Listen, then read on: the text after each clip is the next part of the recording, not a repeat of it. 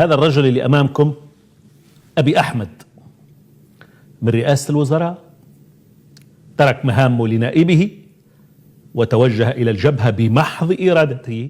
በዚህ የቴሌቪዥን ስክሪን ላይ የምታዩት የኢትዮጵያው ጠቅላይ ሚኒስትር አብይ አህመድ ነው። ይህ ሰው ስልጣኑን ለምክትሉ ሰጥቶ የወታደር ልብስ ለብሶ አማጺዎችን ፊት ለፊት እየተዋጋ ይገኛል። ምናልባት ይህ ክስተት ለኛ አዲስ ሊሆን ይችላል። በተለይም በእኛ በአረቦች ዘንድ በእርግጥም አዲስ ክስተት ነው። በኢትዮጵያውያን ግን ይህ ተግባር የተለመደ ነው። ጀግንነት የራሳቸው ነው። ማንኛው የአረብ ፓርላማ አባል ወይም የመንግስት ባለስልጣን ነው ስልጣኑን ጥሎ ለሀገሩ ሊዋጋ ጫካ የወረደው? ማንም የለም። እኛ ጋር ያለው እንደውም ከዚህ በተቃራኒው ነው። የቱኒዚያ መንግስት ስልጣን ላይ ለመውጣት ብሎ ያንን ሁሉ ህዝብ ጨፈጨፈ። የግብፁ ፕሬዝዳንት መንግስትን በኃይል ገልብጦ ሺዎችን ጨፍጭፎ ነው ወደ ስልጣን የመጣው። የየመኑ ፕሬዝዳንት አብዱረቡ መንሱ የሀገሩ ህዝቦችና ወታደሮች ከሁቲ አማጺዎች ጋር እየተዋጉ እሱ ግን ሀገሩን ለቆ ፈርጥጦ እነሱ ታግለው እስኪያሸንፉ ሳውዲ አረቢያ ሆቴል ውስጥ ተቀምጦ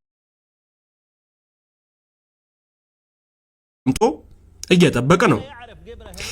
አብይ አህመድ ግን ስልጣኑን አሽቀንጥሮ ለምክትሉ በመስጠት አማጺዎችን እየተዋጋ ነው። ምናልባት ውጊያ ላይ ሊሞት አሊያም ሊቆስል ይችላል። ይህ ሰው ግን አገሩን ምን ያህል እንደሚወዳት ብቻ ሳይሆን የአገር ፍቅርን አገር ከስልጣን በላይ ስልጣን ከአገር በታች መሆኑን ለመላው ዓለም ህዝብ አስተዋውቋል። የምዕራባውያን ተላላኪ ስርዓት አገሬ ላይ ከሚሰፍን እዋጋለው ብሎ ለማንም የማይላላክ መንግስት መሆኑን አሳይቷል። ማነው የአብይ አህመድን መንገድ የሚከተል?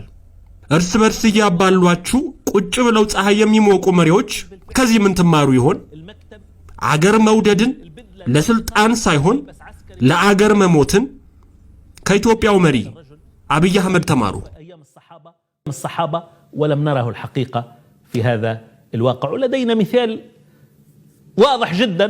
الرئيس اليمني عبد ربه منصور هادي منذ اندلاع الحرب هرب إلى السعودية وبقي هناك يتابع الشاشة. يعني أنت إذا رئيس وتبقى وتستمر في بلدك تعطي دفعة معنوية لقواتك